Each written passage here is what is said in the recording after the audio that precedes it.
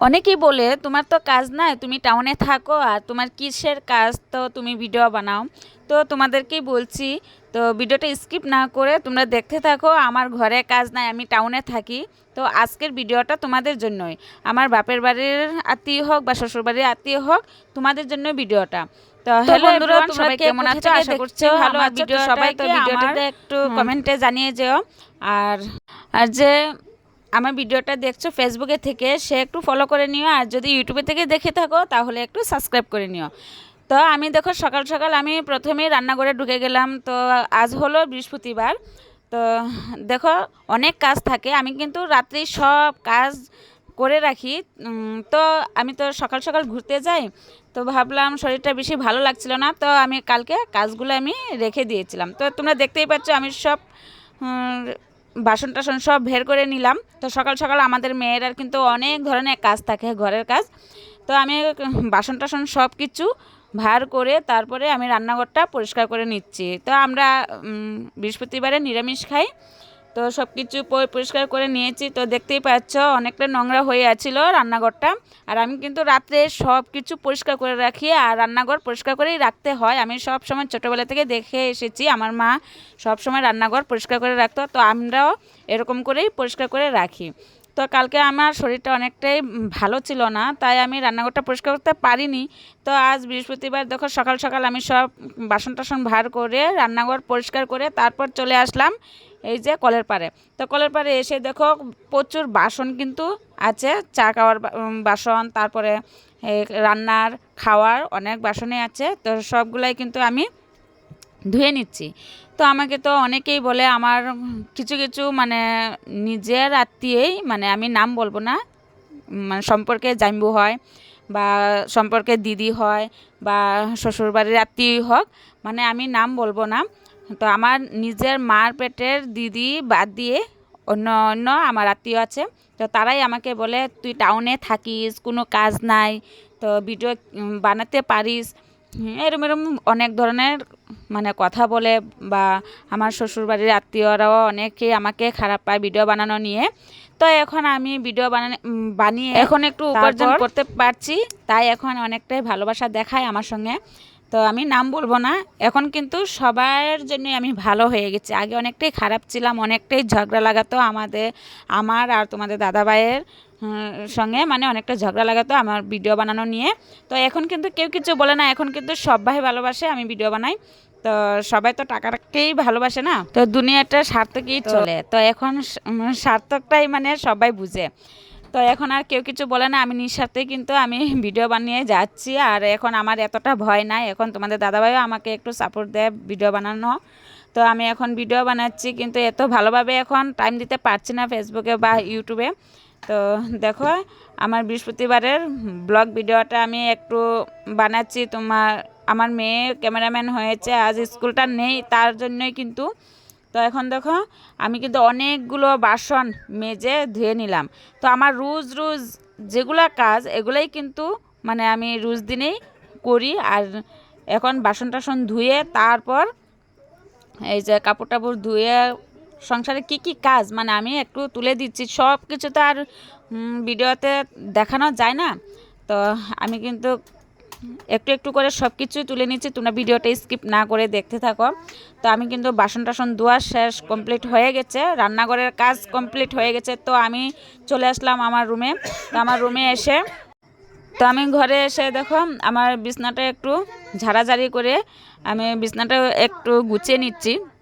তো যারা বলেছে গ্রামে থেকে টাউনে মানে কোনো কাজ নাই, তাদেরকেই আমি বলছি, তোমাদের তো গ্রামে থেকে কিসের কাজ আমি বলি, যারা কাজ করে তো কাজ আছে, আর যারা না করে তাদের কিন্তু কোনো কাজ নাই। তারা সকাল সকাল উঠে কিসের নিয়ম কিসের কি পূজা টুজাতে কোনো নিয়ম কারণ করেই না, শুধু ঘুমে থেকে উঠে একটু ছিটা দেয়, একটু রান্না করে, একবার রান্না করে 3বার খায় 2বার খায়, এটুকুই।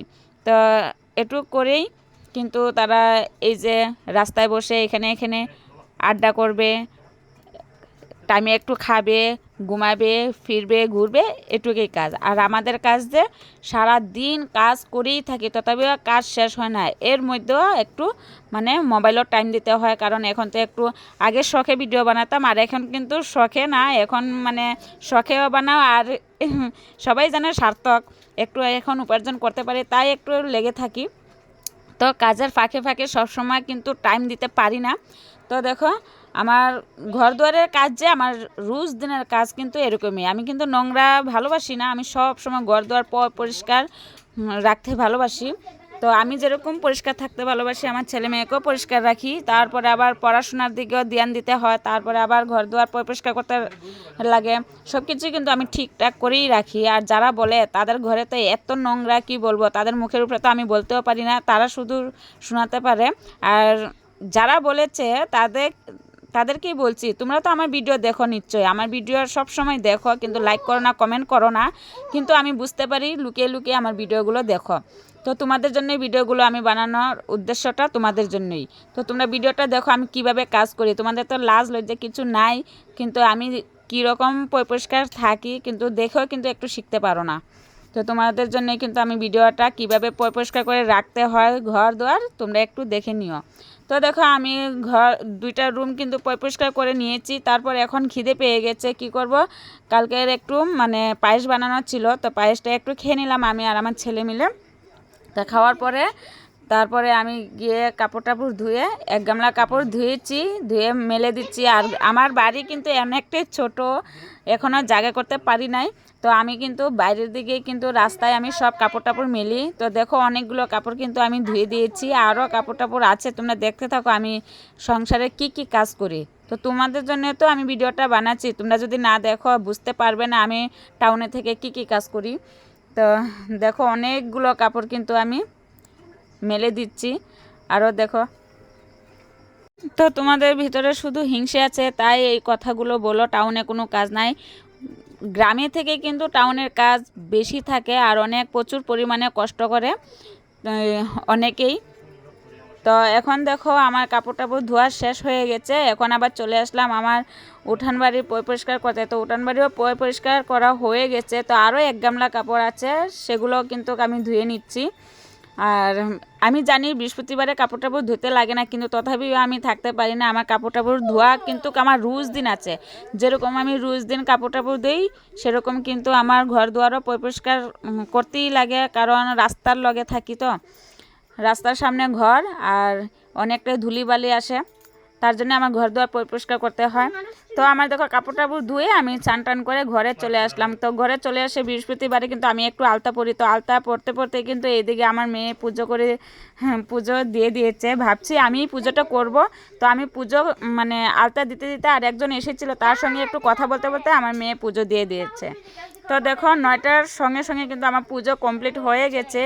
আর আমার মতো কার কার ঘরে এরকম লক্ষ্মী একটা মেয়ে আছে, দেখো আমার মেয়ে কিন্তু অনেকটাই লক্ষ্মী আমার জন্য।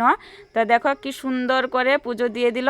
তো এখন ভাবলাম আমিও একটু ঠাকুরের কাছে প্রার্থনা করি সবাইকে যেন ভালো রাখে, সুস্থ রাখে।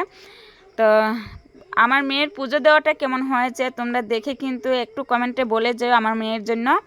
তো বেশিরভাগ কিন্তু আমার মেয়েই পুজোটা করে। তো আমি এখন একটু ভগবানের কাছে প্রার্থনা করছি যেন সবাইকেই ভালো রাখে।